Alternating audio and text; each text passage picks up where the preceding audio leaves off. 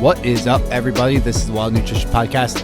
I'm your host, Chris Heskett, and this is episode 65. Today's episode is with Stephen Finch of Lifestyle Evolution. His wife was on a few weeks ago. Jeanna, make sure to go back and check out that episode. Stephen is our first two-part series. One, we had some audio issues with this episode, so there was a little bit more editing I had to do than normal, so bear with us as Wi-Fi was a little iffy. A few points, part two is a little bit better, so don't count out part two yet with Steven, but this one is really good. I had a lot of questions, so that's why we did part two. So with that being said, why do I have so many questions? So Stephen is board certified in nutrition, obesity, and weight management. He has his doctorate in health sciences with a specialty in ancestral diets and their effect on obesity and metabolic health. That's what he did his doctoral research on, and he is a researcher to the core. So in their company, Jeanna handles like the coaching, like the people side, and Steven is the nitty gritty, like science side of it, which is a cool, like dynamic duo they have going on. He's been at this for 18 years and started in the fitness area, but like myself, realized how important nutrition is. And they focus on people with at least 75 pounds, but oftentimes more, 100, 200 pounds to lose in their program. So there's a lot we can get out of today. Some things are a little controversial. I don't agree with everything, but that's the glory of having podcasts, is getting different personalities, different people on, and I think you will learn a lot today. What's up, Steve? Hey, what's going on, Chris? Good to see you, brother. Good to see you. Back for round two. So Yeah. You are the first guest back for part two. I have a bunch of others I want to get back on, but last time you were on, we just ran out of time. So I wanted to go into a little bit more detail with your program and what you guys do, and just like educate the audience a little bit more with your ancestral approach. So with that being said, let's we were talking off camera a little bit, so let's deep dive into fat loss, because we don't need an intro this time. If you guys want an intro, go back to part one. Perfect. So really, it's all about fat loss, and the clients or the population that we serve is actually underserved. I mean, if you look at the whole overweight and obesity spectrum, we deal with about 10% of the patients and the clients that can't get help, have not seen success, whether it be binge eating disorder, whether it be nighttime eating syndrome, or whatever type of issue that they might have, or they've never been able to lose weight. So really, our approach is pretty simple. When I did my doctoral work, the one question that I always tried to answer was, what did humans eat? Now, like we said before, those foods don't exist anymore. Right. So we have to mimic the macronutrient ratios of most likely what we ate, and realize that there were so many different populations, so many different diets out there. And if we look at the Inuit, that's the newest, or the you would say the latest human diet, if you would say that's fish based diet, living on the edges of the Arctic and things like that. And then the oldest kind of diet that we're aware of still in existence would be the Aboriginal diet. So probably a little bit closer. That's probably a little bit closer to what the macronutrient ratios that I work with, meaning, Okay. How do we take those populations, mix them all together, and come out with something from modern foods that works for people? That's really the whole goal. So, I think I've read over 10,000 papers on just that subject. I was reading a paper just this morning about the trophic levels, and that's the position of a species within a food web. We're apex predators. So, and during the Pleistocene, different than the Paleolithic period, because it has to deal with cycles of ice ages, which there were 11. So over just a little bit shorter period, about 2.8 million years. And then we can use that trophic level to find out what humans ate. So, there's all different theories and hypotheses, and we don't have solid evidence for any type of diet. But as I told you before, I've never seen a true vegan diet. I've seen a vegetarian diet in certain populations, like the Kadavans, but most populations globally had a protein, a green vegetable, and a fat. And we try to promote that more than anything else. Let's just eat whole food, right? More than anything else, eat whole food. And if it's not whole food, it's processed. And the processing is what kills people, Chris. I mean, it's like a small dose poison for some people, not all. But yeah, it's a small dose poison. So we're trying to eliminate all the potential ways that people gain weight, and it's from what they eat. It's not due to lack of exercise. There's never been there's never been a person who's gained weight because they lacked exercise. It doesn't mean that it doesn't help, but humans don't work that way. So you either turn your fat factory on or you turn your sugar factory on. It's your choice. Fat cells are there. We're hypercarnivores, as we mentioned before, and we have abundant adipocytes, and they're smaller. And the reason that that is the case is because we needed food during periods. Well, first of all, as we explained before, the cortisol awakening response, that's where 5 a.m. to 7 a.m. in the morning, every single human secretes cortisol. And the purpose of that, of course, is to prepare you for the day, as well as the dawn lipolysis, which we talked about before. And that's just releasing a little bit of fat because we didn't have refrigerators in the cave. So we need to have a few calories before we actually went out and searched for food. And so we mimic every single physiological occurrence of really about human evolution that I can incorporate to most people's nutrition plan. Okay. So do you guys I can't remember from our last conversation because it's been a couple weeks. Sure. Do you guys do intermittent fasting with everyone, or is it kind of just like 3 meals a day with your clients? Yeah. So this is interesting. So I might have upwards of 60 steps that would be more for a fitness figure contest, which I don't really do anymore. But within, I'd say about 15 steps thereabout, which are all defined, all set down, all written out. We call it time restricted eating. And it doesn't mean that you reduce your caloric load in the day in the very beginning. So that might be step 7 or 8, where, okay, so we'll go through it.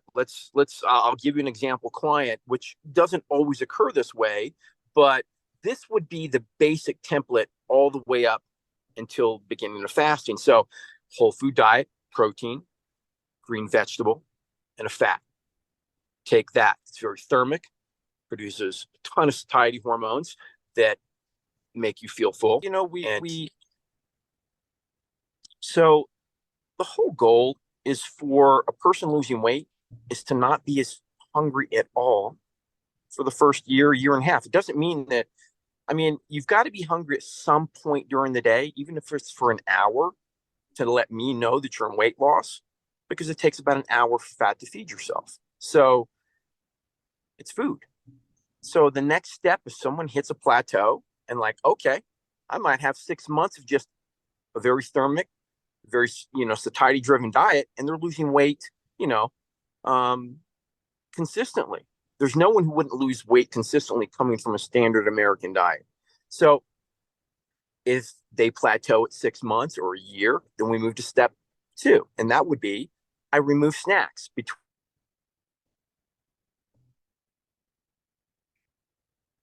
between anytime you snack, you stop fat loss.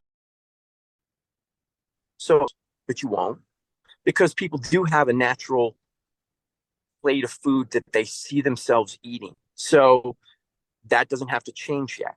If you want to eat more at your meals, perfect. But why would we strip snacks? The main reason we strip snacks is because you need to start working off more body fat if you plateau.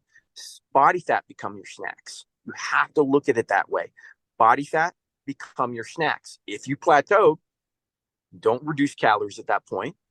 Just remove your snacks. Then probably step 3 is, I would say, you plateau again. And remember this as well, Chris, plateauing is so important, not just for like a day or two or three, but if you plateau for 2 weeks or 3 weeks, that solidifies a new set point. So it's harder for your body to go above that weight. And that's a good thing because now we've got a weight that's, even it might not be the weight you want to be at that moment. You've solidified that new lower weight. So, you can move down to the next stage. And the longer that you're there, so if that person is there for a month, perfect, because that is the really, and we don't wait that long. It's probably more, we want to make sure that you've truly plateaued, and 2 weeks for sure, 3 weeks definitely. So if someone hasn't lost weight at that point in time, we move on to, phase 3, which would be, okay, let's make sure your last meal is 6 p.m. to 7 p.m. And why would that be? You would want to do that because any meal that you eat at that point, it takes 3.5 to 4 hours of digestion. Therefore, you digest your meal fully. That means you're going to be working off body fat as soon as you go to sleep. If, let's say, you had a meal an hour before, you're working off the sugar. You won't even touch fat until 2 or 3 a.m. in the morning. That's not what you want. So and think about this. I first remove snacks. That's 42 hours more fat burning time. 42 hours. That's incredible. Second, if you get about the same amount, you might get about up to 48 more hours if you don't have your meal past 6 or 7 p.m., making sure you're in bed by 10 max. And then therefore you've got another 4 hours per day, 3 to 4 hours per day of fat burning time. So we keep on increasing your moments of fat burning. So what would happen after that? And we can change dietary patterns. I don't have to stick with. I could make it more Mediterranean. I can make it paleo. I can make it keto. I can make it, but the initial plan, and I did send you a template of the basic template that I use, right? And so what you'll notice on that template is that there's color coding in pink. So even at this point, I don't have to take out any more food. I can just say, okay, you know what? You've stopped. I don't want you to eat the pink foods. And the reason is they're higher glycemic. So every food on that template is ranked from 1 to 100. Tablespoon of sugar being 100. Piece of white bread, which is not on the template, that's a reference standard, be 110. But both these reference foods tell you how much blood sugar is going to be raised. And, therefore, the higher blood sugar, the more insulin you secrete. And insulin's a fat storage hormone. So we want to keep your glycemic load, not your carbohydrates at this point. It's not low carbohydrate yet. It can be, but it's low glycemic. It's a whole food low glycemic diet, meaning, okay, you stalled again. So step 3 can be, let's just remove the pink foods, not caloric restriction.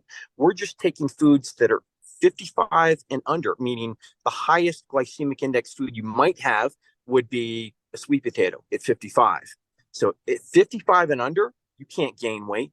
You're only going to lose weight. So we could implement just that color coding or the glycemic index, just remove those foods, not caloric restriction at that point in time. Then if you stall and lose weight again, the next thing that I'll do, like we said, could be fasting. And just like we said before, we are built because of the cortisol awakening response, CAR, as well as dawn lipolysis, to release fat. It's there for that purpose. We only have 2,000, 2,500 calories of stored glycogen or carbohydrate in our muscle and our liver and in our bloodstream. And we have millions of calories on our body, a lot of the people that we work with. And so if you don't ever turn it on, you're never going to use it. We have to keep on putting you in a position, again, not caloric restriction at this point.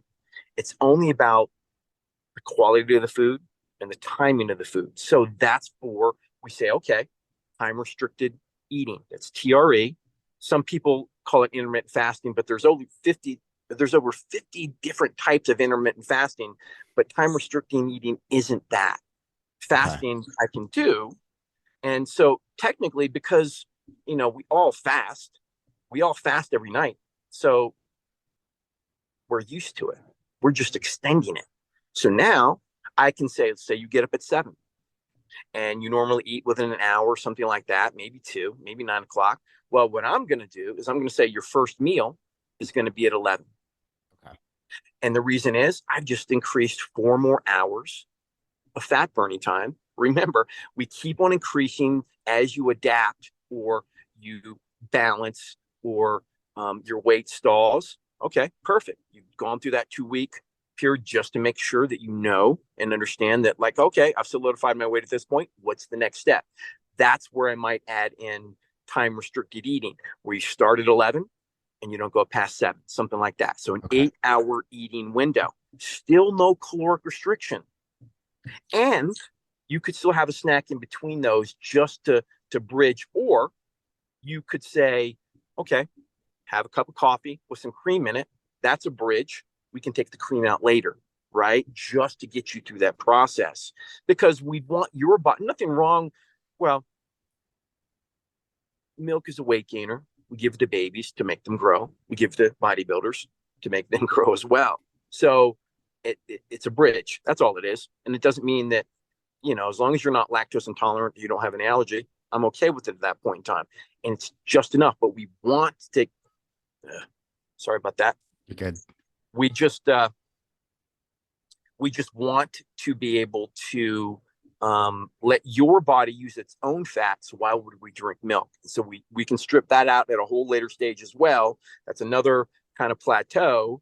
We're going to say, okay, milk's gone. Just drink the coffee. Use it as an ergogenic aid. So the caffeine's going to increase, just a little bit thermic rate. So you're resting metabolic rate just by a few, but it's everything that you do. So then we say, okay, well, if we don't want to make any changes at that point, then I'll say 1 p.m. would be the next stage. So you're going to eat within a 6-hour window. Still no caloric restriction. You are taking out the middle snack and still going down to 2 meals.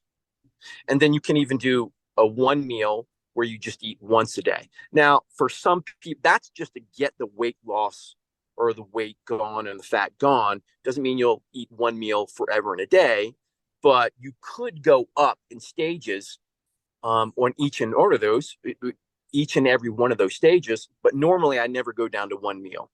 It's always 2 meals for most people, stripping out the snacks. Don't eat past 6 or 7. So you're eating within a 6 or 8-hour window. What if you stall again? Okay, cool. I can change the type of food that you eat, meaning if you were eating a salad for lunch, which a lot of people do, I make that breakfast now. A lot of people do, because of the time, 11 to 1, they normally just eat a salad. It's a lot of carbohydrates in there. That's fine. They're adapting. But I can make it more like an Atkins, where it's a moderate amount of protein, lower amount of carbohydrates, something like 50. But you're looking at a breakfast, so bacon, sausage, eggs, whatever that is, a standard American breakfast, but you've removed any of the carbohydrates out of it, is what you do. So we can change the actual structure of that meal, still leave dinner the same, protein, green vegetable, and fat. And then later on, we can make that more Atkins-like as well, if we need to, still not reducing calories. So some people do eat more protein. And so what if they stall again? Okay, so a lot of people don't know this, that when you're on a keto diet or a carnivore diet and you stop losing weight, why does that happen? Well, protein is 67% the effect of raising blood sugar and insulin is a carbohydrate. So it's usually portion size I'll look at portion size. So if someone's eating 4 eggs in the morning and 7 pieces of bacon, which can happen if you're 400, 600 pounds, something like that, nothing wrong with that. Then I will start looking at portion size if they stalled again. That's when I start, and that could be a year and a half, 2 years in, where they've continuously lost weight, meaning I will probably get 80 to 130 pounds off every single person per year until all that weight is gone. Meaning it's slow, consistent. You take 130 pounds, it's only 10 pounds per month. It seems like fat loss, quick fat loss, but it's not. It's consistent fat loss, because we're addressing every stage, making sure you plateau, and then moving you to the very next stage where you're going to lose weight again. But that's not the only thing. So we also have plateau busters. What if I don't want to change your diet? What if the person doesn't want to, not eat past 7, right? So Mhm. there's other things that we can do in between those. These are other mini steps, meaning one of the best things I've ever seen is I go send someone on a vacation, eat about 750,000 more calories per day, have a few drinks, still have 2 meals that are clean. I want you to eat more. But here's the thing.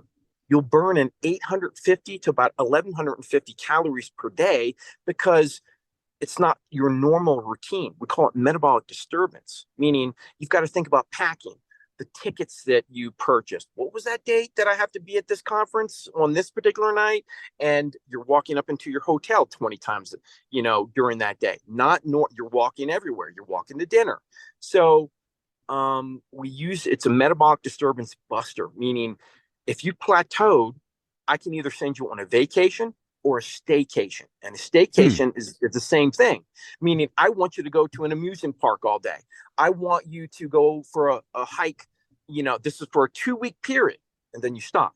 But I want you to go for a hike up a mountain for 4 hours and down for 2, right? And then the next day, I want you to go visit, a museum where you're walking around all day, or go visit a town that you haven't visited before, and go do some of the activities. Maybe you go dancing that night as well. Either whatever you're doing, it can't be, and this is in addition to your exercise that you might have done. So this is all additional, meaning I want you to truly be on something that's going to metabolically disturb you and have to make you use more brain energy. Your brain accounts for 25% of your resting metabolic rate. So it's very expensive organ. And because your thinking is increased on a staycation or vacation, oh my gosh, it's so effective. Now, these people will come back and be up a couple pounds. That's okay. We've taken them out of dietary fatigue. Dietary fatigue is a legit reason to have you eat more. And so we're not just having you walk more and exercise more, and we're having you eat more. So your body thinks, hey, I'm not dying anymore. I'm not going to, I'm good to go. So you trick your body into thinking that it's not fatigued anymore. So that when you come back, your body's up a little bit. And then if you go right back to doing what you were doing before, no matter where you are at each stage, you will fly down. So that's a solid plateau buster that anybody can use with any program that they're doing. So it's very effective. So if you stalled, you could just add that in anywhere. Okay. So I want to go back to the cortisol awakening response real quick. Yeah. Now, you and I have slightly different populations of people we work with. Your Right. population, it's 75 plus pounds of weight loss. Mm-hmm. Mine's generally somewhere between 20 to 30, but up to Okay. 50. Sure. So I'm sure you have an answer. Something I've found, and I don't really have the data behind it other than stress responses, Mm-hmm. specifically women Yep. who have a high stress situation. They might be single moms in the corporate world. They just have crazy schedules in the corporate world. Generally, they're working in a high stress environment and they Mm-hmm. have kids.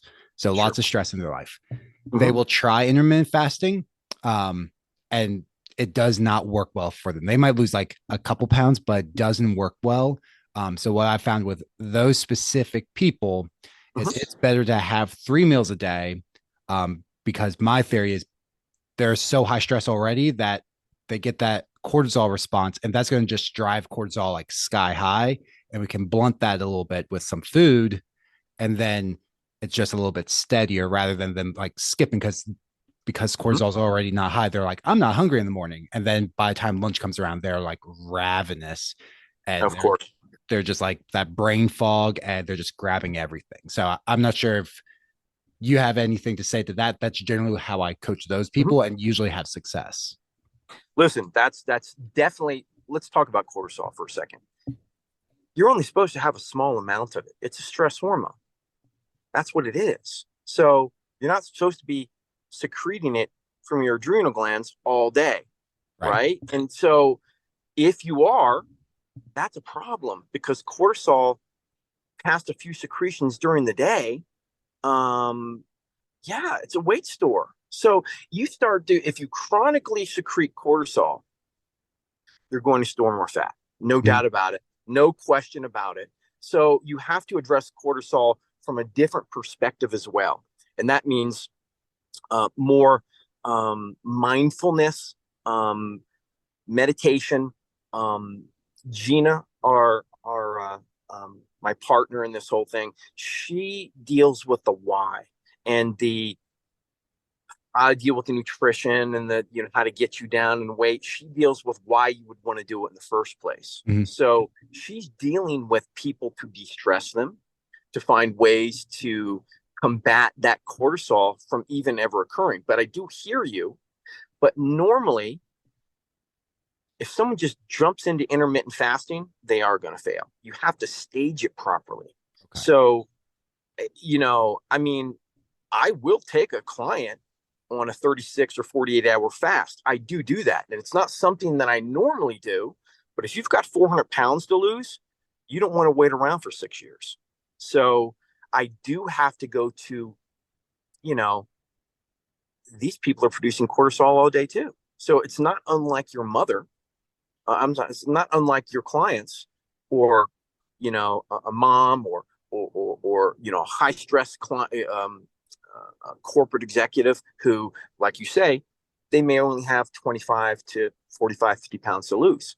And it's a lot for some of these people. Mhm. So just like someone has 100 to 200 pounds to lose, it's the exact same thing in your clients as well.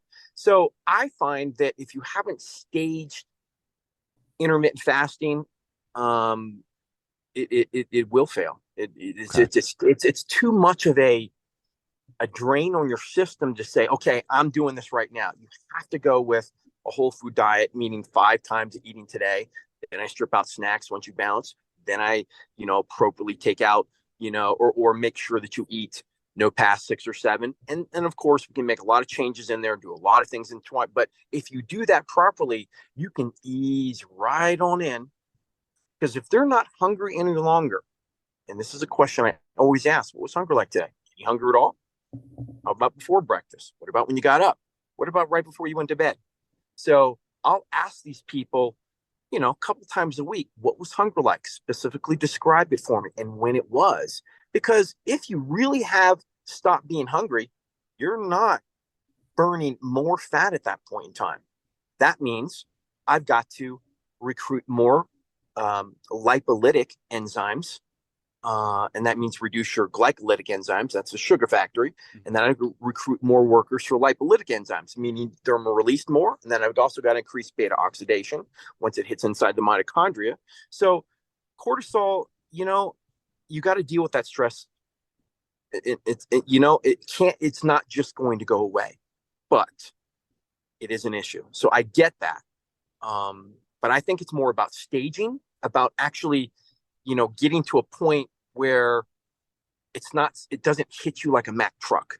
Because if you go right into time restricted eating, and especially if someone's going to do a 24-hour, 48-hour, or even 7-day water fast or something, which you see as common, I don't do any of that, but I will do 36 to 48-hour fasts. And those are very effective, man. They're very effective. But again, you can't just jump right into that. This takes years of being able to program your body and then plateauing again. And then, we can use that. And some people, especially the metabolically challenged, people who gain weight easily, the people who weigh 400, 600 pounds, they can't eat 5 times a day. They can't do it. Even if they're exercising, their metabolism, their genetics, how they store fat, I mean, they store it easily. You could eat the same amount of calories as someone, who doesn't gain weight, but for them, they store it in their adipocytes, every single forkful. So it is difficult. We've got to find ways to keep that fat loss going. So I use it as a way, and remember, no restriction to calories. I use it as a way because you want that fat. Your body's designed to use fat. So yes, it is hard. You got to go through a period where your body adapts yet again. But if, like I do, I work with people daily. So what we do is as soon as they get up in the morning, they take their BIA scale comes, they step on it, comes right to my phone. And then I comment like, oh, down today, looking good. And then they send me a picture of each and every meal that they eat. Snacks, I just want to text or anything. We use Practice Better, which kind of simulates a texting. We used to do straight text on the phone, which I find very easy because that's the accountability part of where I come in with food, is that if I'm there, every single day, every single meal, I truly become your weight loss partner. If I only see you once a month or once every 2 weeks, too much stuff is going on for me to make any impact. Hey, what'd you eat 3 days ago? I don't know. They don't know. I mean, you can't do that. I've got to be able to see what's actually occurring with this person on a day-to-day basis. And that means your wave cycles, hydration, when you ate, what you're eating. All I got to do is see a picture. I already know everything that's in that meal. And the reason I do it that way, and it doesn't mean that I won't count calories. That's like step 20. But I'm not trying to make these people fitness and figure contest winners. All I'm trying to do is to get the weight gone and then find a stable, moderation point. Moderation's a tricky thing because some people can't moderate an English muffin. Some people can't moderate alcohol. Some people can't, you can't have a bag of chips in your house because you'll eat the whole thing. Just don't bring it in. Right? We have to work on that. And that's where the accountability partnerships come, not just from me, but we were speaking about accountability. Well, how do I increase accountability for everyone that I eat with to help me? So what I've done before, and this was the most extreme case, I had to talk to 36 individual people for a person who was bedbound and weighed 700 plus pounds and they couldn't move. So they had people that were preparing or ordering or giving them food. Even the Domino's pizza guy put the pizza in a basket and pulled it up on the second floor. She pulled it up on the second floor. So we've got to talk even to the Domino's pizza person and set up an accountability partnership. So here's what that is. Let's say you have a partner. They're not changing their diet. This happens all the time, even in your client population. Oh, yeah. For me, right? For me, listen, if there's a bag of potato chips there, I'm going to eat the whole thing. So we lock it up in our house. Now, my son, has some chips and to go to school. He's not eating steak and broccoli. I wish he would, but he's not. So, but I don't want that food around there because I will graze on it. So you've got to get it either out of your house or get a lockbox. And this works very well because it's their food. It's not your food. You have to understand something. Your food, essentially, we have 2 to 3 whole days of whole food, fresh food in the refrigerator. I don't do cans. You can, of course, but we don't have any cans. We only have 2 to 3 days worth of fresh food, which that's all I can eat then. So I'm not going to go out at 10:30 at night and get a pint of, Ben and Jerry's, whatever ice cream because, it's a hassle. Now, some people might, but if it's not in the house, and 70% of all weight gain happens because of the food that's in the house, not that you bring in, it's already in there. That's where the weight gain comes from. So we've either got to lock it up because the other person isn't on a diet. They get their own lockbox. They have their own code. Or you set up an accountability partnership with that person. And it's as simple as this. You create the sentence that you want repeated back to you, such as, the next time you see me falling off the ledge in my eating, please reinforce, what my overall weight loss goals were. Something very simple. It's whatever the sentence you want repeated back to you. And it can only be repeated once during a 24-hour period because your eating accountability partner has one specific goal: to plant the seed so that you can grow your own tree. If they try to plant 20, 30 seeds, meaning keep on, hey, that's not your goal. I thought or it becomes a negative feedback, and you'll eat whatever it is that they were trying to help you with in the first place. So they can only say it once. And the sentence has to come from you, repeated back to you once you've seen a moment of weakness. Very effective. It's extremely effective because we're allowing it to occur, because we're telling this person, we're just not getting hammered by that person, which normally does happen because they Yep. think they're doing something right by continually telling you, isn't this what your goal was? No, they need to be, they're there for support. And if you do that with every single person in your eating environment, oof, you've just, you've held yourself accountable. So there's something that, you can do with every single person. It's very effective because, like I said, they're planting one seed so that you can grow your own tree instead of planting 20 seeds.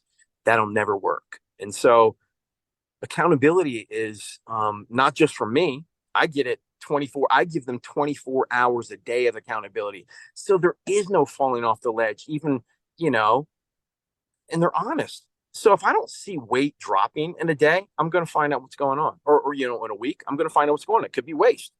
Every single person has a different waste cycle.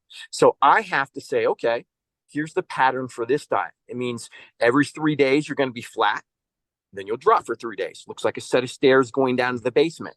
That would be the pattern of the diet and the template that I've seen that I gave to you. That would be, and just like carnivore diet, slower yet. You might have a waist cycle every 5 to 7 days. You get standard American diet, 12 to 18 hours. So every diet has a different bowel movement frequency. There is no normal bowel movement frequency. It all depends on what you eat, health of your body, your digestive tract, your metabolism. So all these things have to be considered. But yeah, accountability is so important, Chris. It's, and of course, Jeanna, she does a group. She's in one right now. She does usually about 6 to 8 people, and we keep it small so that you're only in, you're with this group until, you're done. And Okay. people don't want to leave that because of the accountability. I mean, Yeah. it's the group support that they get is phenomenal as well. It's another level of accountability. So, and then Jeanna will do one-on-ones, and I'll do one-on-ones as well. You just pick up the phone. I'll pick up the phone and call anyone at any point in time. They understand that too. Like, I don't care if it worked. And I don't hear from them. I want to see what's going on because I am your weight loss partner. Mm-hmm. So I'm high touch, meaning I'm going to get those results because I'm going to be involved in your life. That's just simply what it comes down to. Awesome. Okay. And I mean, I know how important accountability is, and I've seen the research on it, and just trying to do it on your own is one of the least successful things you can do. Like, you might as well just play the lottery at that point. Like, you have better odds than that, but it's essentially playing the lottery with your health. So when anyone, I mean, or any change in life, like, you want someone, not just for accountability, but having like a mentor. Like, we were talking off camera, like, when you get a mentor or a coach, as you said, I've used the same reference you did off camera of like, you had coaches in school. Like, I had track coaches and cross country coaches. I had other mentors, like when I did my internships in college and stuff. Like, we all had mentors and teachers growing up, and then all of a sudden, like, you leave school and you're like, I don't need this anymore. I can do everything on my own. Or you realize that structure that was just seemed to be commonplace and everyone is getting it, so it didn't seem different, but then it all goes away. Yeah. So just like you, I mean, I loved, I had a great track coach that I could not wait to go out and just, I'd run my fastest mile just in the warm up. I mean, I was racing, and he challenged me. Same thing with my English teacher. I wasn't the best writer back then, but man, hour after school, a couple times a week, I dramatically improved my grammar, which my wife still has to check. I mean, every paper through my doctoral program, she read and corrected and said this and this and this. And so, we have to set up, just like for her, and we have to keep these kind of figures in our life, the people that can help us move to the next stage, because it isn't easy. It's weight loss is very complex. Obesity, even more complex. I mean, it's essentially it ain't rocket science. It's much more complicated than that. It truly is. And so you have to understand everything that's involved. And that's that social psychodynamic that you have to involve everything, your eating environment, your workers, your mentors. If you don't have a mentor in something, even if it's just a personal trainer, someone who's keeping you honest about your physical fitness. I have a trainer. I mean, I, I could do it myself, Mm-hmm. and I do.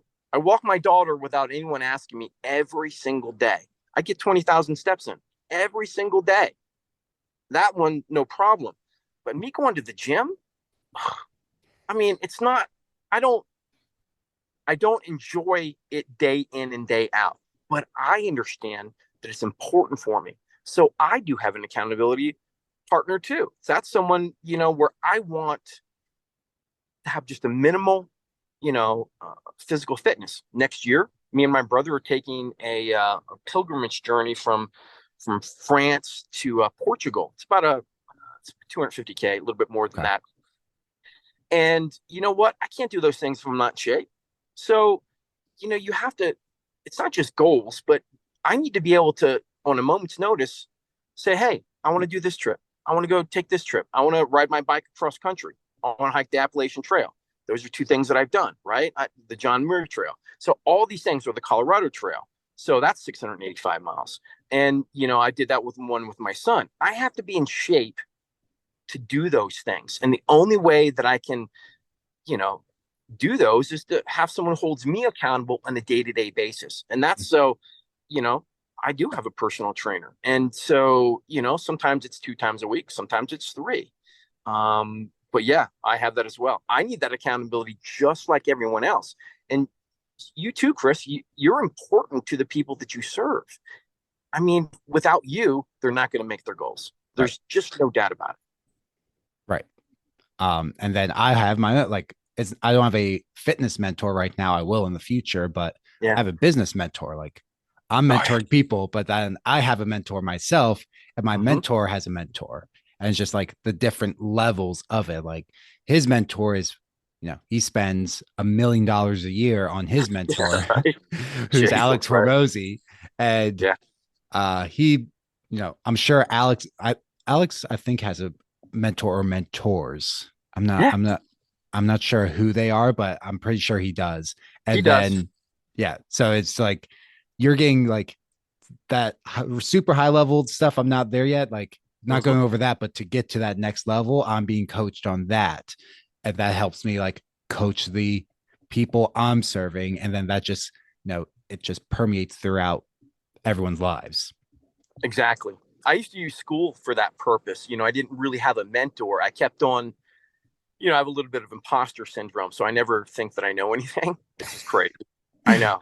And so I keep on, I'd be in another PhD program right now if Jeanna would let me, but she won't let me. So, and I'm good with that. I got a lot of things I got going on right now, and I've got a different focus on life. But at one point in time, I use school as a way to um, hold me accountable to the things that I needed to know because it Mhm. was structure. Same thing, but I don't need to do that anymore. Now I've got enough certifications.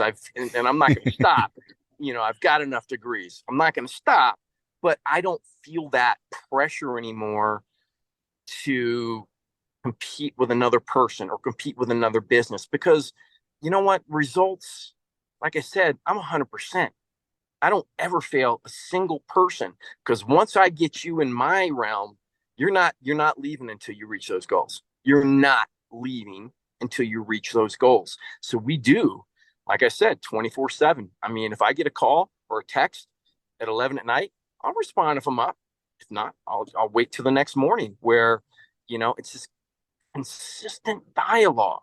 So I do mentor people as well. I do it for free because just like we're talking about, I mean, I've probably mentored, I don't know, 30, 40 health coaches, nutritionists, dietitians, physicians as well. We added a weight loss practice to a physician friend of mine Nice. who all he does is he has an iPhone And that's the way he does it. It's texting, and they send all the pictures to this one phone, and then they have a nurse or their PA who does most of the diets and things like that. They just look at it once a week, so they don't even do it day to day. But all the pictures just think about this. All they have to do is go into that one client. They can flip through every single picture within 2 minutes for a month. They can see exactly what that person is eating. And if there's nothing there, well, then that's an issue. So it's a different system for them, but man, they're killing it. They're killing it because doctors aren't trained in nutrition. No. Physicians, assistants aren't, or associates aren't trained in nutrition. Nurses aren't trained in nutrition.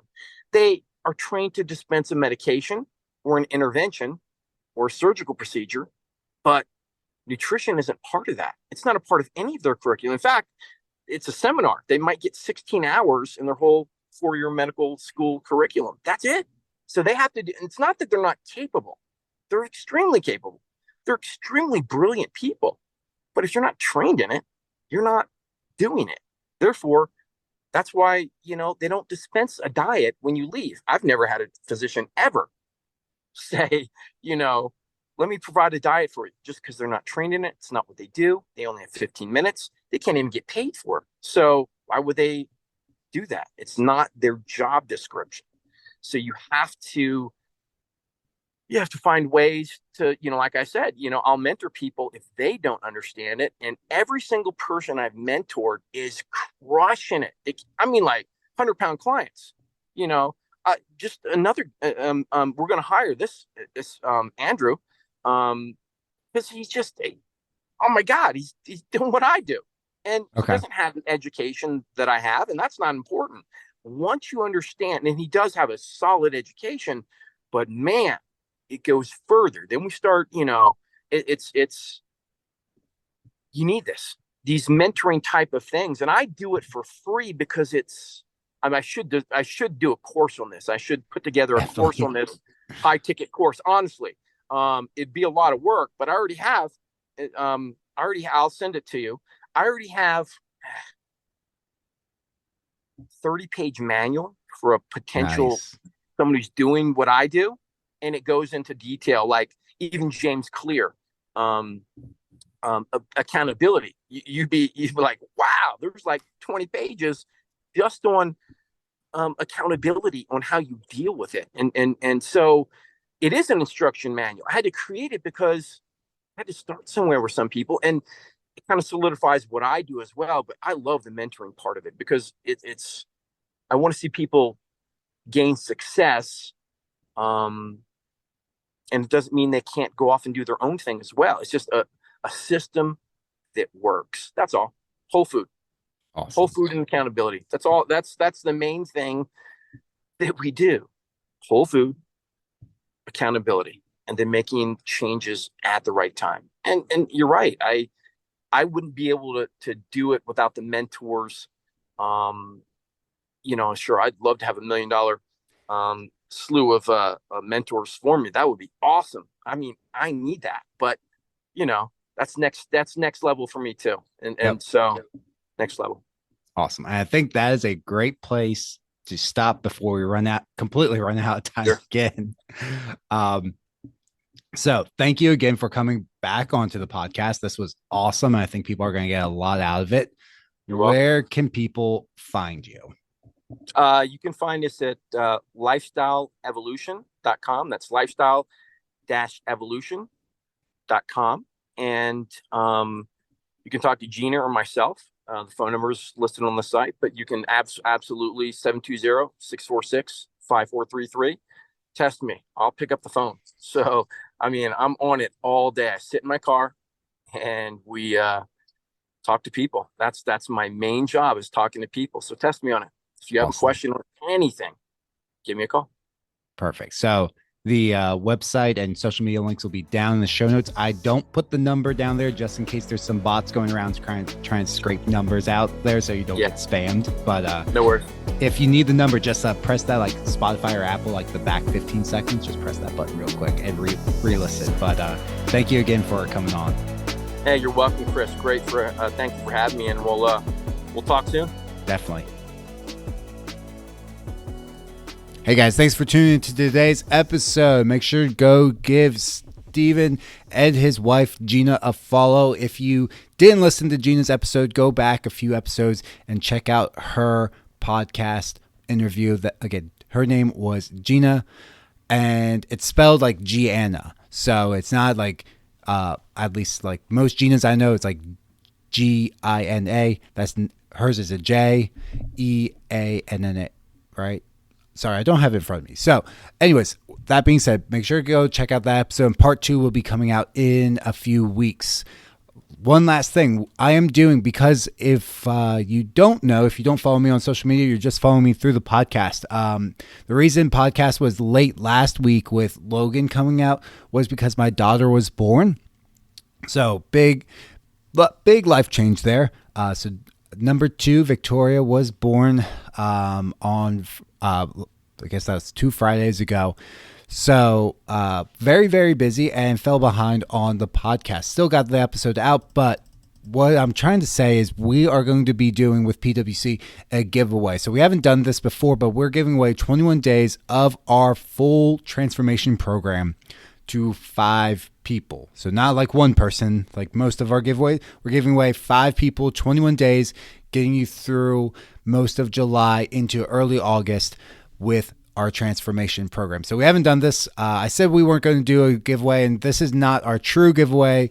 We weren't going to do one until December, and that's still the case. We're still not doing a actual big like 6-month giveaway until December, but this one is a little celebration. I just decided to do this to celebrate my daughter being born. So if you want to fill that out, go down to the show notes, make sure to apply for that. We're giving it away to 5 people. I'm not doing a ton of advertising around it, so there's a good chance for you to win. With that being said, also leave a review for the show, as it helps the show get out there and allows more people to find it. Also, if you leave an actual review, I do read those, and it helps me create a better show, better bring on guests that you guys want to see. So leave a review. It is always appreciated, and I'm sleep deprived if you can't tell, so I'm going to end the episode here. Thanks, guys.